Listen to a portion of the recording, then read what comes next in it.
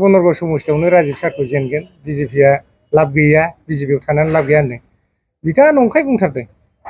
दा बनरगाव समस्ति हिसाबै आं दिनै बेखौनो बुंनो सानदों मोनथाम राजखान्थि दोलोनि गेजेराव दिनै बिग ब्रादारा बिजेपिआसो।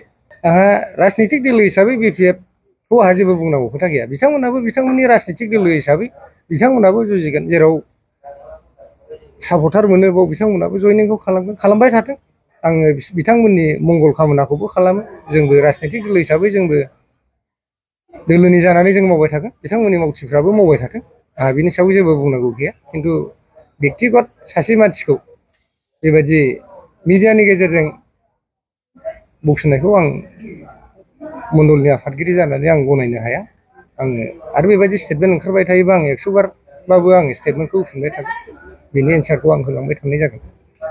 मानोना सांगठनिक हिसाबै दा बनरगावआ आंनि आखायाव राजिब सारनि आखायावनो दं। खुलुमबाय खौरां नायगिरि बिथांमोननिसिम आंनि गाहाम हामलायनायखौ जासिहरनाय जाबाय। थांनाय 20 तारिख खालि बंसिगाव बिसिडिसिनि आन्दाराव खामारपारा गामियाव बिपिएफनि मोनसे जयनिं हाबाफारि जानानै थांदोंमोन। बे हाबाफारियावनो माखासे सुबुंफोरखौ आङो स्टेटमेन्ट होनाय नुदों। बिसेसकि सानै मानसिया स्टेटमेन्ट होदोंमोन। सासेया जाहैबाय खामारपारा गामिनि थागिबि आइजो आरो सासेखौ आं नुनो मोनदों जाहारबारिनि बिथांखौ नुनो मोनदों आङो। बिसेसकरि आङो बुंनो थांगोन जाहारबारिनि बिथां गणपति बसुमतारिनि सोमोन्दै आं बुंनो सानदों। बिथाङा बुंदों बिजेपिआव मोनफ्रोमबो बुथआव सानै साथामनि बारा मानसि गैया सापर्टार गैया होननानै बुंदों मोनफ्रोमबो बुथआवनो। बे बुंनाया सैथो नङा नंखायथार। बिथाङा मोनसे समाव बिजेपिनिनो सोद्रोमामोन। जाहारबारि ओनसोलखौ बिथाङा गाव सामलायजोबो बे होननायाबो गोरोन्थि। बिथाङा सासे इनसार्जल'मोन। दा बिथाङा किसुमान खोथाखौ सैथोखौनो बुंदों गासिबोआव नङा। खिन्थु जाहारबारियाव बे खोथाया सैथोमोन। बिथां थानाय समाव बिथाङा जाहारबारि ओनसोलनिफ्राय बिजेपि हिसाबै इसेबां मानसि लाबोनो हायाखै बा बिथांनि दैदेननायखौ जाहारबारिनि रायजो राजाफ्रा अनसायनाय होआखै। आं बेखौ नुनो मोनबाय थादों। बिथाङा बेखौनो लाजिनाय मोननानै मास मोनसेनि एसे बारा जाबाय बिथाङा दिल्लीखौ नागारनानै थांनाया। आं सानो बिथाङा बेखौनो लाजिनाय मोननानै गावनि बेर्थ'थाखौ दोनखुमानो थाखाय बिथाङा बिपिएफ दोलोआव जयनिं जाहैदों। आं बेखौनो बुंनो थांगोन दिनै बिथां थांखांनायनि उनावहाय जाहारबारि ओनसोलाव जोङो मोनफ्रोमबो बुथआवनो 40निफ्राय 60 जौखोन्दोनि गेजेराव जोंहा दा सापर्टार दङ। आरो बिथाङा जुदि नायनो लुबैबा फैथों बिथाङा। जों 25 तारिखआव प्रग्राम लागासिनो दङ। नायफैथों बिथाङा अन केमेरा नायफैथों बिथाङा। आं बिथांखौ चेलेन्जसो खालामो। जाहारबारि ओनसोलाव सापर्टार गैया होनदोंमोन नालाय बिथाङा। माबायावनो बनरगाव समस्थियावनो राजिब सारखौ जेनगोन बिजेपिआ लाब गैया बिजेपिआव थानानै लाब गैया होनदों बिथाङा नंखाय बुंथारदों। दा बनरगाव समस्ति हिसाबै आं दिनै बेखौनो बुंनो सानदों मोनथाम राजखान्थि दोलोनि गेजेराव दिनै बिग ब्रादारा बिजेपिआसो। जोंनि बे मोननै आनसलिक दोलोआ जोंनि फंबाय बायदिसो साननानै लायो जों। दा बिथांनि बेर्थ'थाखौ दोनखुमानो थाखाय बिथाङा स्टेटमेन्टखौ होदों।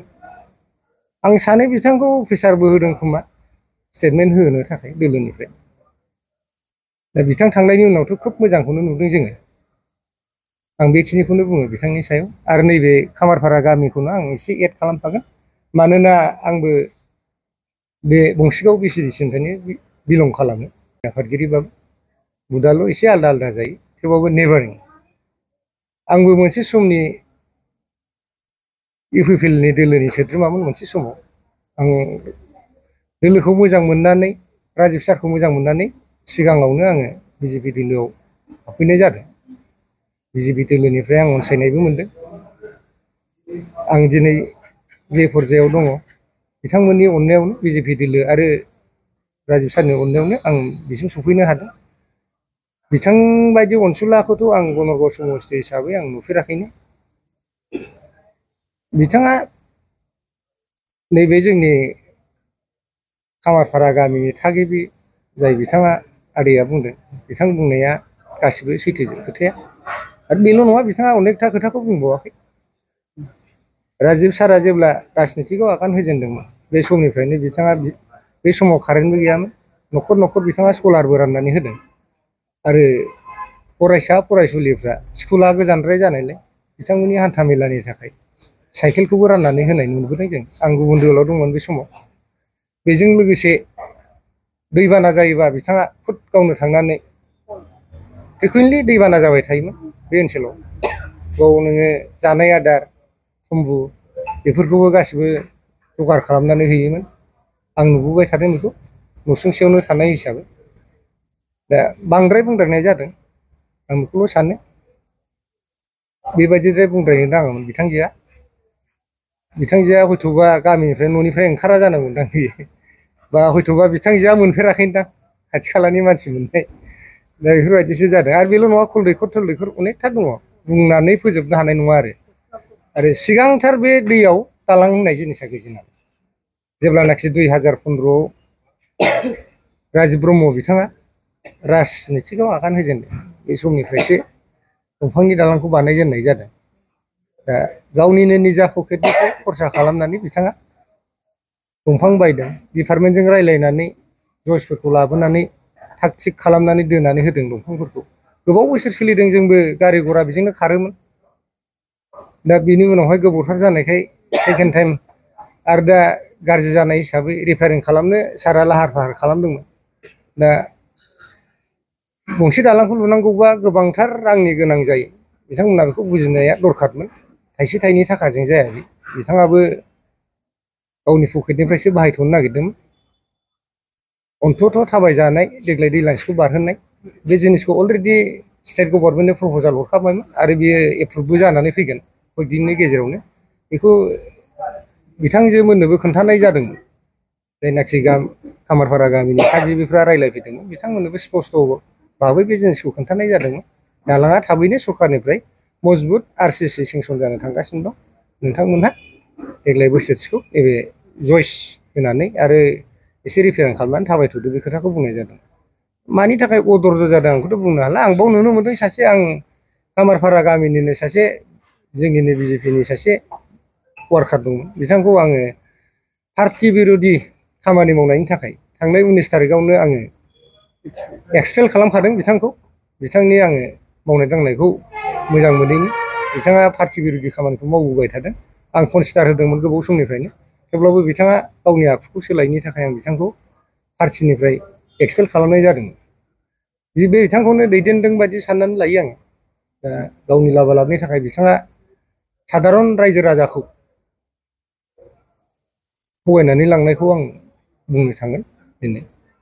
दा मेन आंथ' सानो दालाङा इसु नङामोन, दालांखौ बानायनानै होखागौमोन। माखासे बेक्तिगत सार्थ'बो थानो हागौ बिनि गेजेराव।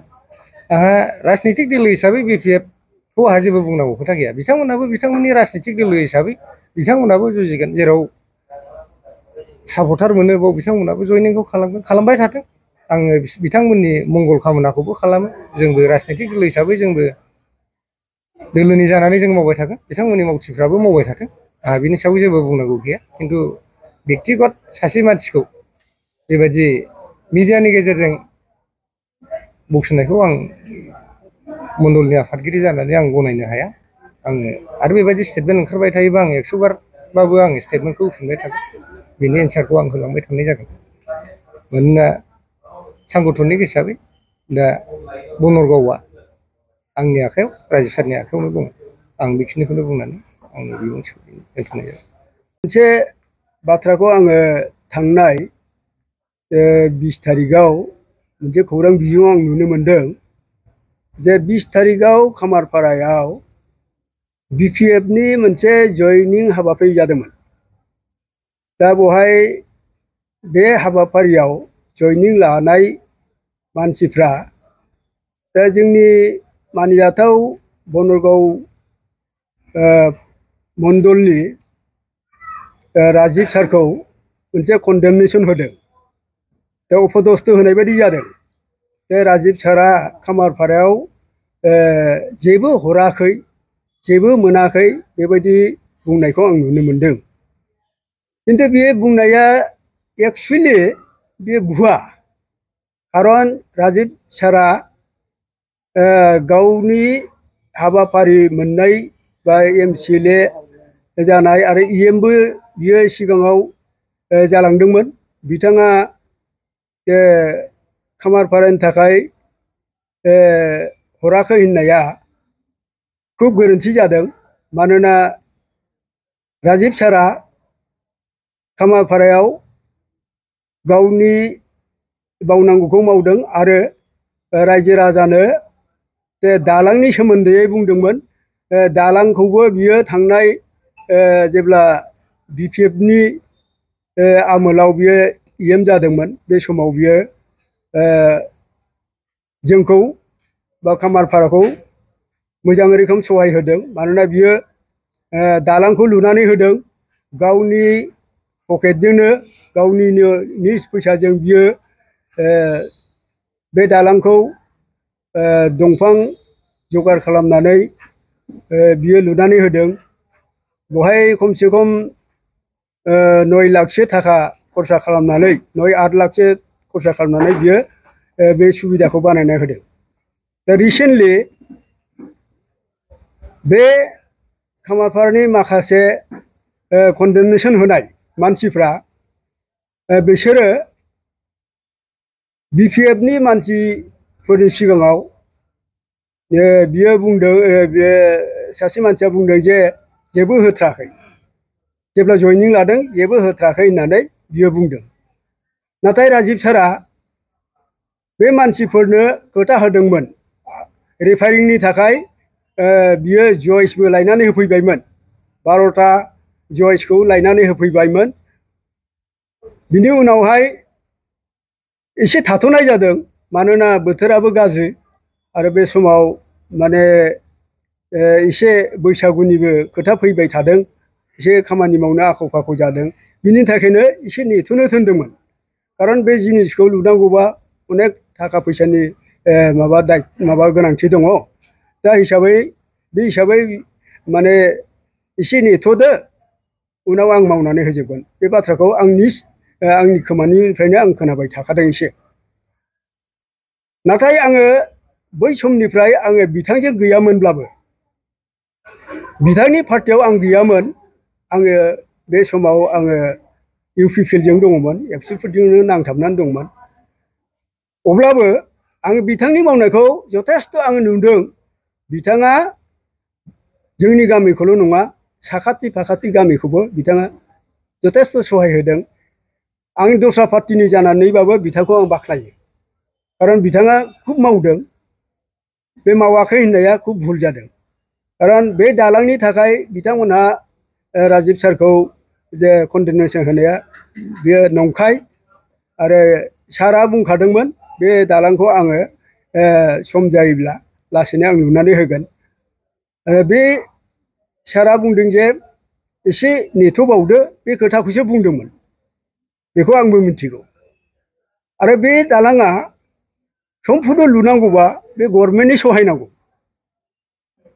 सहाय नांगौ आरो बिथाङा बुंदों जे गभर्नमेन्टनाव जेब्ला आं फैगोन बे दालांखौ आं फुल फर्जायाव आं लुनानै होगोन बे दायित्वखौ बे लादों खारन आं बिथांनि पार्टियाव आं रिसेन्टलि एसे दाखालि जयेन जाफैदों दा बे हिसाबै आं बिथांनिफ्राय बे बाथ्राफोरखौ आं मिथिदों नंगौ खारन मोनसे दालांखौ लुनांगौबा बे दालाङा फिसा नङा 1 कौटि 2 कौटिनि थाखानिसो मोनसे बे दालां बेखौ हथारै लुनायाबो सहज बाथ्रा नङा दा बे हिसाबै टेम्परारि हिसाबै बेखौ लुनो थाखाय बियो